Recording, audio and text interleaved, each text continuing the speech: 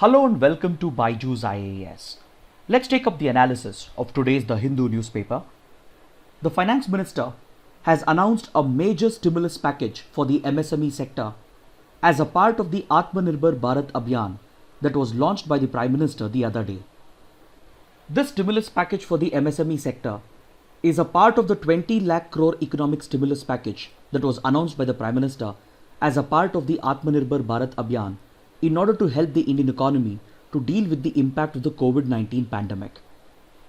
Yesterday, we spoke about the Prime Minister's vision of building a self-reliant, self-sufficient India under the Atmanirbhar Bharat Abhiyan in order to help the Indian economy overcome the impact of the pandemic. During his address, the Prime Minister identified the 5 key pillars of a self-reliant India, which includes the economy, the infrastructure, the systems, a vibrant demography and demand. To strengthen these 5 key pillars and to make India self-reliant and self-sufficient, the Prime Minister announced the launch of a comprehensive economic package amounting to 20 lakh crore rupees, which is roughly the equivalent of 10% of India's GDP.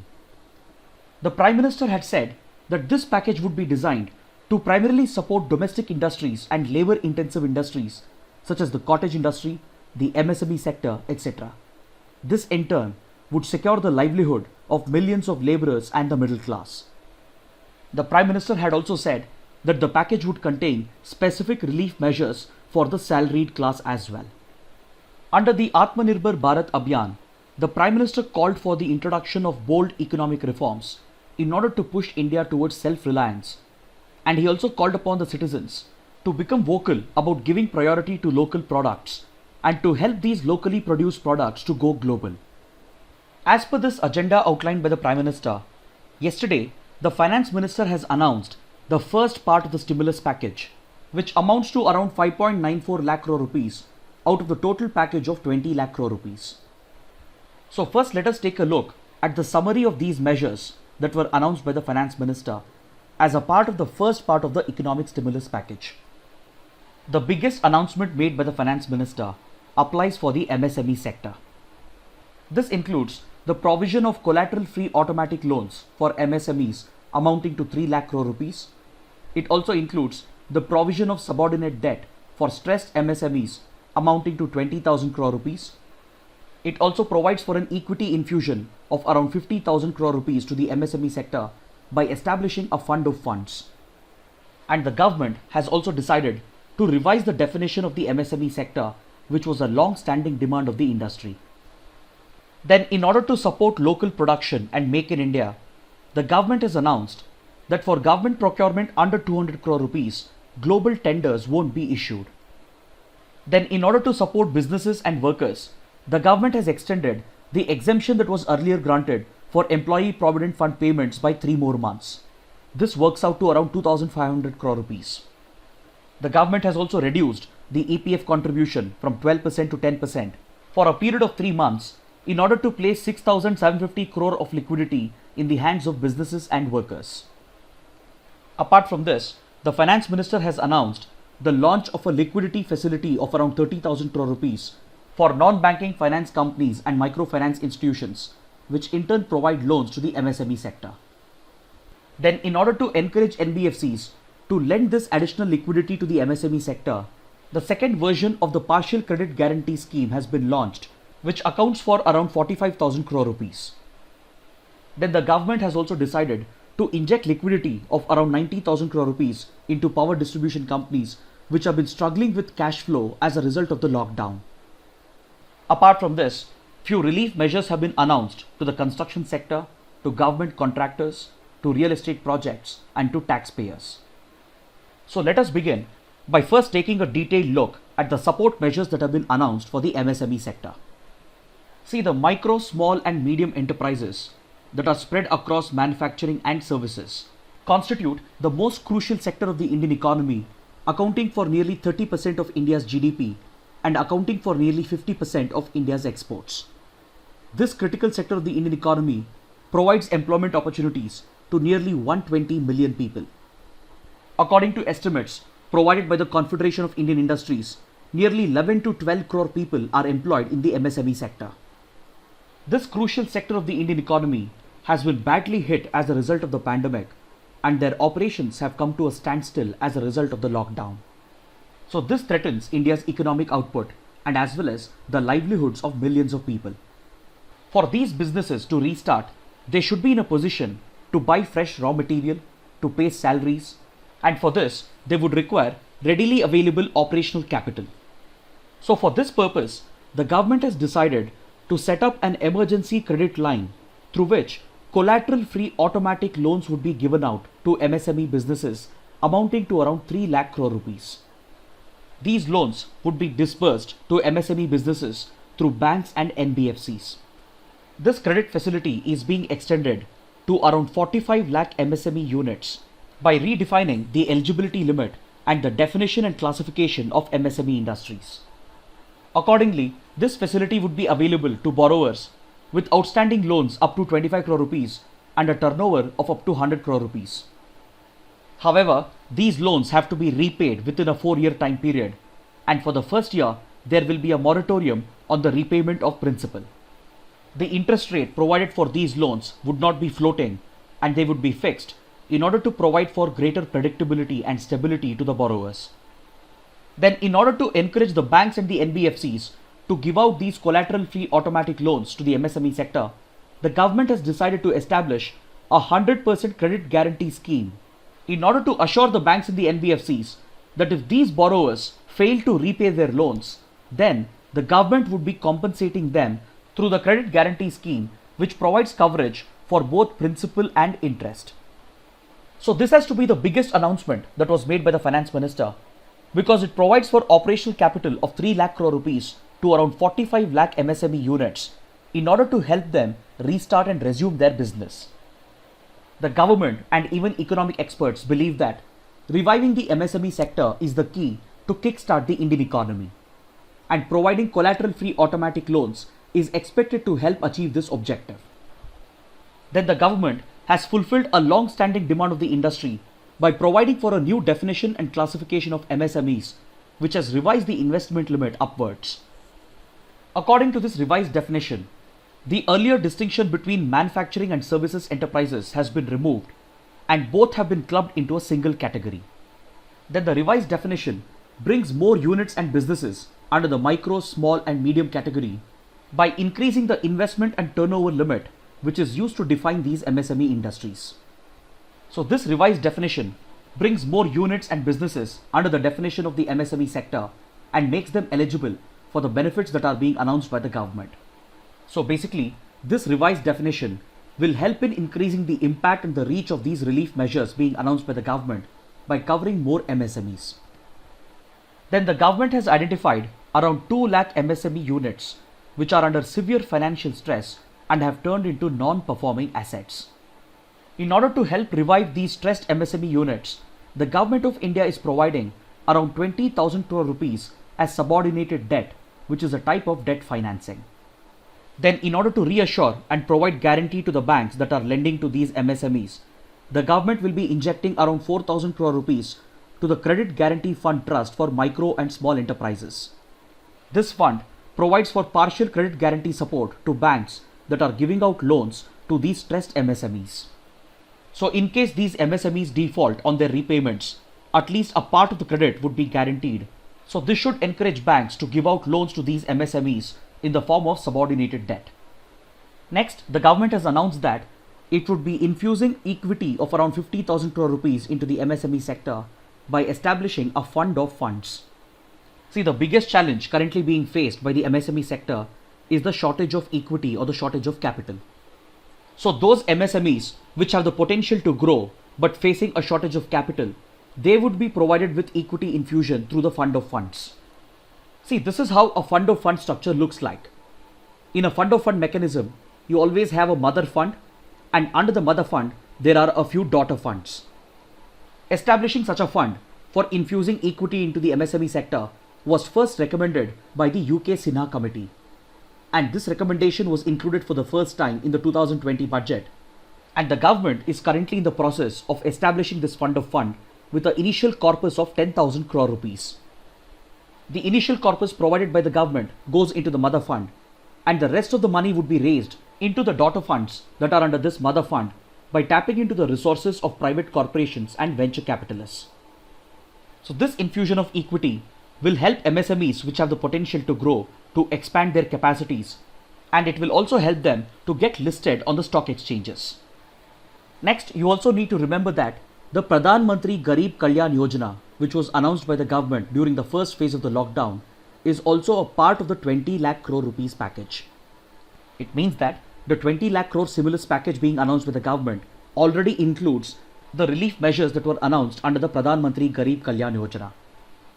So in previous sessions, we have already discussed these relief measures which were announced by the government of India as a part of the 1.7 lakh crore rupees package known as the Pradhan Mantri Garib Kalyan Yojana. Next, the finance minister has also announced a few relief measures to help out the contractors who are employed by government agencies such as the railways, the road transport ministry, the CPWD, etc. See, these government contractors have a contractual obligation to deliver on the project within a prescribed deadline. And based on their ability to adhere to these deadlines, payments are released by the government agencies. But as a result of the lockdown and the cash crunch being faced by the contractors, they have not been able to deliver on these deadlines. So in order to provide relief to these contractors, the government has decided to extend their deadlines by 6 months and to also release a part of their bank guarantees in order to ease cash flows. Next, under the Pradhan Mantri Garib Kalyan Yojana, the government had earlier announced that for few eligible business establishments, the EPF contribution for both the employer and the employee would be paid by the government for a period of 3 months as a result of the lockdown and the pandemic. Now this support with regard to EPF contribution has been extended for another 3 months. This decision of the government is expected to provide additional liquidity relief of around 2,500 crore rupees to both the employer and as well as the employees. Next, for the salaried class and the corporate sector, the government has announced a few relief measures with regard to direct taxation. The government has said that all pending refunds for charitable trusts, corporate businesses, etc. would be issued immediately in order to provide additional liquidity to these institutions. Then the due date for filing income tax returns has been extended to November 2020 in order to provide relief to the salaried class. Then in order to provide additional relief to taxpayers, the date of assessment has been extended, and as well as the deadline for making payment under the Vivad Se Vishwas scheme has also been extended to December 2020. See, the Vivad Se Vishwas scheme provides for a conflict-free platform through which income tax related disputes could be settled. Next, we have an article on page number 15 which analyzes the credit guarantee that is being provided by the government to banks. See, as we discussed, the government has announced 3 lakh crore rupees worth of collateral-free automatic loans to the MSME sector.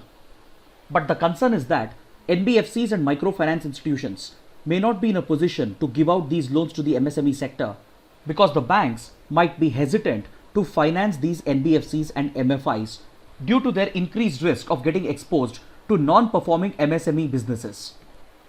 See, right now, banks are sitting on 8 lakh crore rupees of liquidity, but despite this, they are not lending out to NBFCs and MFIs because banks fear that these loans that would be given out by the NBFCs and MFIs to the MSME sector might turn into non-performing assets, and to secure themselves against these NPAs, the banks would have to set aside dedicated capital. So instead of taking this risk, banks have currently parked 8 lakh crore rupees of liquidity with the RBI itself by using the reverse repo facility in order to earn a nominal interest on it. So in order to discourage the banks from idly parking their money with the RBI under the reverse repo window and to encourage them to give out loans to NBFCs and MFIs so that this liquidity flows to the MSME sector, the government has decided to secure these loans by launching a credit guarantee scheme.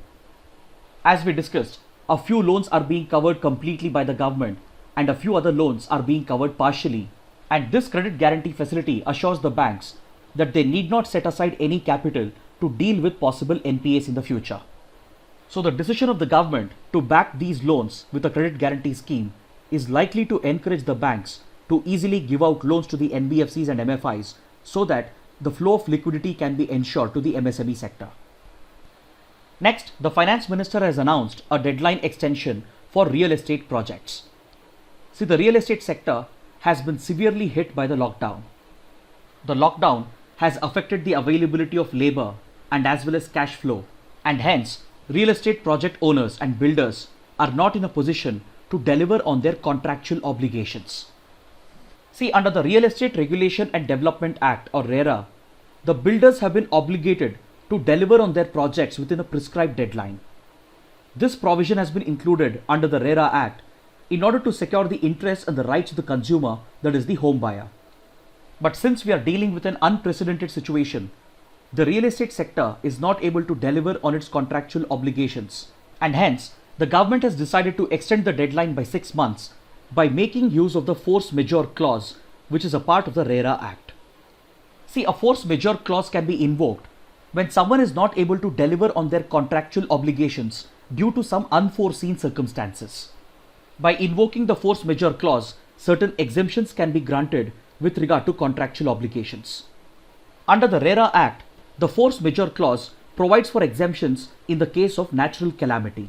Since COVID-19 has already been declared as a natural disaster, the government has applied this provision to the force majeure clause of the RERA Act, and it is treating COVID-19 as any other natural calamity. So this has allowed the government to provide an exemption to the real estate sector and extend the deadlines by 6 months. So this decision has been welcomed by the real estate sector as it grants them relief from fulfilling their obligations to the consumer. Now let us take a look at the response of the industry to these measures that were announced by the Finance Minister under Part 1 of the Atmanirbhar Bharat Abhiyan. Industry leaders from across various sectors have welcomed these decisions of the government, and they have praised the government for its proactiveness in responding to the economic crisis. Industry leaders have pointed out that the focus of the government under Part 1 of the scheme is on ensuring the flow of liquidity, especially to the MSME sector. But they have cautioned that injection of liquidity alone cannot guarantee growth and revival of economic activities, and for that, the government should also focus on reviving demand, consumption and investments, and this should be factored in to the announcements that are likely to be made under other parts of the Atmanirbhar Bharat Abhiyan. Industry leaders have also appreciated the revision in the definition and classification of MSME industries, and they have called it the biggest reform in the MSME sector since the MSME Development Act was introduced in 2006. Then the focus of the government in promoting local production and Make in India has also been appreciated by the industry leaders. This refers to the government's decision to not issue any global tenders for government procurement under 200 crore rupees. This decision has been taken clearly to provide more opportunities to local manufacturers with regard to government procurement. But however, the capital markets are not entirely impressed with the economic package that has been announced by the government. The capital markets have adopted a cautious stance while responding to the package because the general opinion is that there is no significant increase in fiscal expenditure on the part of the government. See, as we discussed, the first part of the stimulus package amounts to around 5 lakh crore rupees. Out of this, the government's fiscal expenditure is hardly around 16,500 crore rupees. A large part of this relief package is constituted by liquidity measures such as loans and credit guarantee, which has to be arranged by the RBI and the banks and not by the government. And as we discussed yesterday, the 20 lakh crore rupees package announced by the Prime Minister already includes the monetary stimulus that the RBI had been announcing over the last 2 months, and it also covers previous measures and previous policies such as the Pradhan Mantri Garib Kalyan Yojana and the relaxations that were announced earlier with regard to the Provident Fund scheme. So the inclusion of earlier schemes and RBI's monetary stimulus under the 20 lakh crore package has been criticized by the capital markets. Their concern is that for reviving growth in the economy, the government will have to increase its fiscal expenditure. But on the other hand, the government's fiscal expenditure has seen a very nominal increase, and most of the relief measures that have been announced, they will be financed through loans, debts, etc. So this mixed response of the capital markets indicates that revival of economic growth would be a slow and gradual process. Now let's take up an editorial from page number 6, which evaluates these relief measures that were announced by the Finance Minister. The editorial praises the government for coming out with these impressive relief measures targeted at the MSME sector and the non-banking finance companies that have been dealing with a severe liquidity crunch. As we have discussed, one of the key aspects to revive growth in the MSME sector was to make sufficient liquidity available in order to provide MSME units with the required operational capital. In this regard, the government has played its role to perfection, and the editorial praises the government for trying to infuse liquidity not just into NBFCs but also into housing finance companies, microfinance institutions, and power distribution companies, which have also been dealing with a severe cash crunch. But the editorial also points out a couple of areas of improvement for the government. See, under the various credit facilities that have been announced by the government, the interest rate has been capped, but it has not been fixed. It means that a maximum limit on the interest rate has been placed by the government, but the interest rate has not been fixed by the government. Fixing the actual interest rate has been left to the discretion of the banks.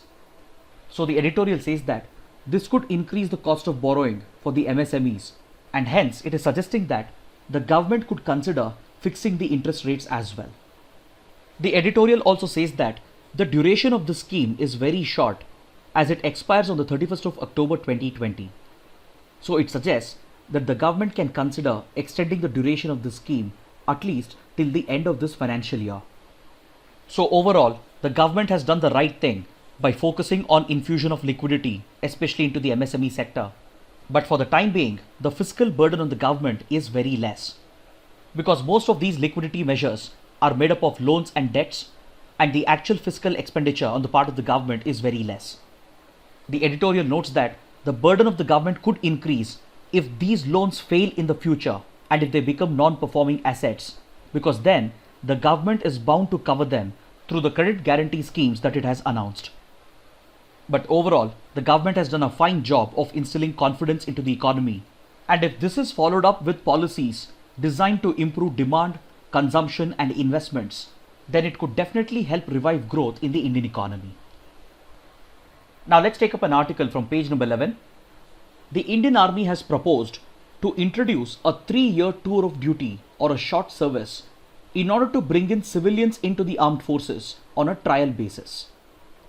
This move of the Indian Army to induct civilians on a temporary basis is expected to significantly reduce the Army's expenditure, especially on salaries, pensions and other post-retirement benefits. So this reduced expenditure will free up more funds, and this could be used for the modernization of the army. According to the proposal, this 3-year short service would be offered as an internship or temporary experience to the civilians, and as a result, the army would not be obligated to offer attractive packages, and also there would be no requirement for offering attractive post-retirement benefits. So this reduced expenditure on pay and pensions will help the army to free up funds for the modernization of the armed forces. A study conducted by the Indian Army has shown that it spends close to 11 crore rupees on one short service commission officer if he or she is released from service after 10 years of service or after 14 years of service. And if some of them, if they opt for permanent commission, this cost goes up by another 50 to 60%. In contrast, the army would be spending just around 80 to 85 lakh rupees on civilians who have been hired under the 3-year short service. According to the study, this translates to savings of around 11,000 crore rupees if 1,000 short service commission or permanent commission jawans are replaced with civilians. The other advantage of such a 3-year short service is that it provides an opportunity to those civilians who do not see a full-time career in the army but who are interested in contributing to the national cause at least for a short period. It offers an opportunity to those civilians who are willing to volunteer and make a contribution towards the national cause. Then it will also help in instilling confidence, discipline and diligence amongst the youth of the country. Now let's take up the practice questions. Which of the following statements are correct? Any NGO or association has to register itself under the Foreign Contribution Regulation Act or FCRA of 2010 in order to receive foreign funds. Foreign donors can directly send funds to NGOs and institutes registered under the FCRA. If a foreign donor has been placed on the watch list or in the prior permission category, then the donor cannot directly send money without obtaining clearance from the Ministry of External Affairs. Amongst the given statements, the third statement is incorrect, so option B is the right answer. See, if a NGO or an association has to receive foreign funds, then it has to be registered under the FCRA Act of 2010. those organizations registered under FCRA, they can directly receive funds from foreign donors without the need for prior permission. But if the donor has been placed on the watch list or the prior permission category, then prior permission has to be obtained from the Ministry of Home Affairs and not the Ministry of External Affairs. So this makes the third statement incorrect, and hence option B is the right answer. This question has been asked because we have a related article on page number 1. According to this article, the US Center for Disease Control had earlier announced a donation of $3.6 million to Indian research agencies that are working towards countering the COVID-19 pandemic. But the CDC has not been able to directly pay this donation amount to Indian research agencies because the CDC has been placed on the watch list by the Ministry of Home Affairs. The reason why the CDC had been placed on the watch list of FCRA was that it was discovered by the Indian government last year that CDC had sponsored a study on Nipah virus, which is considered as a potential bioweapon, without obtaining prior approvals from the Government of India. So after this incident, the Ministry of Home Affairs had placed the US Center for Disease Control and Prevention on the watch list of FCRA, and as a result, the $3.6 billion funding announced by CDC for Indian research agencies might get delayed. Now let's take up the next practice question. Which of the following statements are correct? The Indian Army is in the process of operationalizing a new concept of Agile Integrated Battle Groups or IBGs as part of the overall force transformation. IBGs are self-contained, agile, brigade-sized fighting units that can swiftly mobilize to carry out both offensive operations involving cross-border attacks and defensive operations to withstand an enemy attack. Each integrated battle group will be headed by a major general, and these integrated units will be all-encompassing with artillery, armored, combat engineers and signal units. Resources for the IBGs would depend on threat, terrain and task, and should be able to mobilize within 12 to 48 hours based on where they are located. All the four statements are correct. Option D is the right answer. See, the Indian Army had earlier developed a doctrine known as the Cold Start Doctrine. Under this doctrine, the objective of the Indian Army was to swiftly mobilize its troops to the border areas and carry out deep incursions or deep thrusts into enemy territory if required. The Cold Start Doctrine was primarily designed for offensive operations, but it was also capable of being used for defensive operations. This doctrine was reportedly developed by the Indian Army primarily to inflict severe damage against Pakistan for its role in sponsoring terrorism against India. But after the Parliament attacks of 2001, when India initiated Operation Parakram, the flaws and the drawbacks in India's mobilization strategy was completely revealed. The objective under Operation Parakram was to mobilize Indian forces within 12 to 48 hours and inflict heavy damage on Pakistan. But due to operational deficiencies and lack of resources and lack of planning, India took close to 6 months to mobilize its troops, and this ended up defeating the very purpose of Operation Parakram. So since then, the Indian Army has tried to perfect and fine-tune the Cold Start Doctrine, and a key part of this strategy is to introduce the concept of integrated battle groups.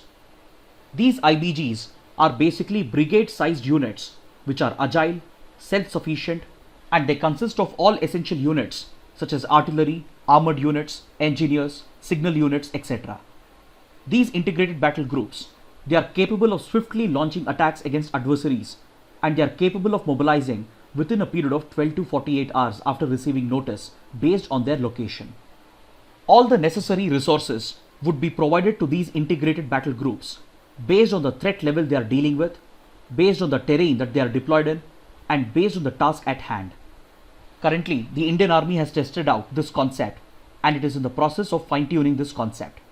So this year, it is expected that the Indian Army would be operationalizing its integrated battle groups. Now let's take up the next practice question. The territory of West Bank is bordered by Mediterranean Sea, Israel, Jordan, Dead Sea or Egypt. The correct answer is option C, 2, 3 and 4 only. West Bank is bordered by Israel, Jordan and Dead Sea. Please look at this map. See, West Bank is a landlocked territory that is at the center of the dispute between Israel and Palestine. The two-state solution that was proposed by the UN to resolve the Israel-Palestine conflict envisions Palestine as an independent country comprising of territories and regions spread across West Bank and the Gaza Strip.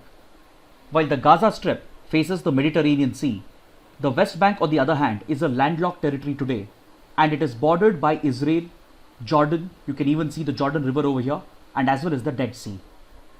This question has been asked because according to this article on page number 14, the US Secretary of State, Mike Pompeo, has met with Israel's Prime Minister Benjamin Netanyahu to discuss the controversial West Bank annexation plan of Israel. See, ever since the two-state solution was proposed by the UN to resolve the Israel-Palestine conflict, Israel has been consistently violating all international norms. After the two-state solution was proposed by the UN in 1947 and accepted by the international community, within a year in 1948, Israel unilaterally declared independence, and in the following war with the Arab states, it ended up expanding its territorial control over Palestinian territories. Over the years, it continued to expand its control over Palestinian territories, and during the 1967 Six-Day War, Israel further extended its control over the Palestinian territories. Then over the last 20 to 30 years, Israel has encouraged the build-up of illegal Jewish settlements across West Bank in direct violation of its international commitments that were made under the Oslo Accords of the 1990s. The international community, including India, treats these Jewish settlements in West Bank as illegal. Then in 2019, Prime Minister Benjamin Netanyahu proposed a controversial annexation plan in the run-up to elections in Israel, and he promised to complete the annexation of West Bank if elected to power. According to this proposed annexation plan, Israel plans to divide West Bank into different areas such as Area A, B and C, and it plans to extend its control over the entire Jordan Valley that you can see over here, that is represented in the blue shaded area. Now let's take up the next practice question. The terror outfit Boko Haram is active in which countries? Is it Nigeria, Chad, Niger, Cameroon or Somalia? The correct answer is option D, 1, 2, 3 and 4. Boko Haram is active in all these countries except for Somalia.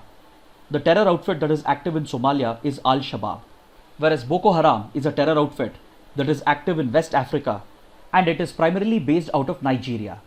But it is also known to operate in neighboring countries such as Niger, Chad and the northern parts of Cameroon. Now let's take up the next practice question. The landmark Lafarge judgment of the Supreme Court deals with reforms in environmental governance. Option A is the right answer.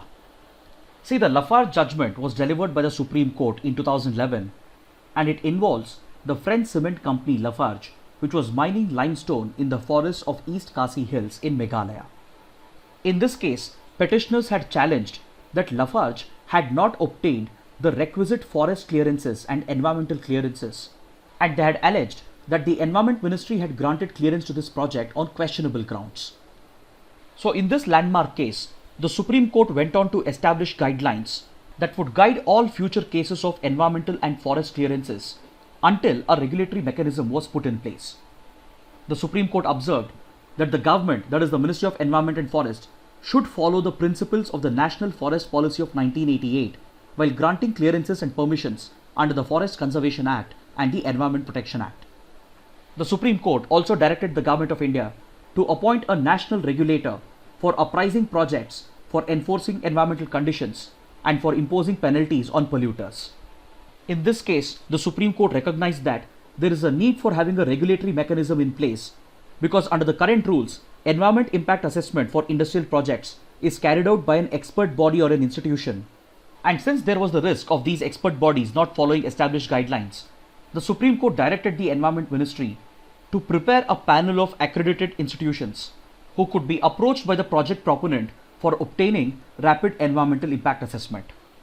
The Supreme Court also laid down that the centre needs to consult with the state governments as well before granting clearances and permissions because forests fall under entry 17A of the concurrent list. The reason why we are talking about the Lafarge judgment is because we have an article on page number 11 according to which the Environment Ministry has failed to comply with the directions of the Supreme Court issued in the Lafarge judgment even after 9 years. Now let's take up a practice question from the 2017 prelims paper. Organic light emitting diodes or OLEDs are used to create digital display in many devices. What are the advantages of OLED displays over LCDs or liquid crystal displays? OLED displays can be fabricated on flexible plastic substrates. Roll-up displays embedded in clothing can be made using OLEDs. Transparent displays are possible using OLEDs. All the three statements are correct, so option C is the right answer. Finally, let's take up a couple of mains practice questions. The first question, critically evaluate the relief granted to the MSME sector under the Atmanirbhar Bharat Abhiyan. Will it help in making India's MSME sector self-reliant? The second question, examine the challenges that lie ahead for the country while trying to achieve the Prime Minister's call for a self-reliant India. So kindly write an answer to these questions and post your answers in the comment section below. So this concludes our discussion for the day. Thanks for watching.